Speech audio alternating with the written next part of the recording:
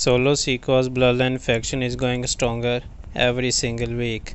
During WWE NXT this week, we saw Solo Sikoa's members, just the faction members, Jacob Fatu, Tama Tonga. Tonga Loa has just attacked the Street Profits and Axiom during WWE NXT. We saw that Jacob Fatu is looking so strong, and that's why he attacked the Street Profit members.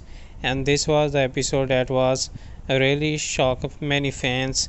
They were not expecting that these members could come into the NXT, and now Jacob Fatu is looking so good, and he can go against anybody in the NXT roster, anybody in the main event, and that's why he's looking like a boss here in these two other members of the Bloodline faction. And Solo Sikoa has made them stars because of his presence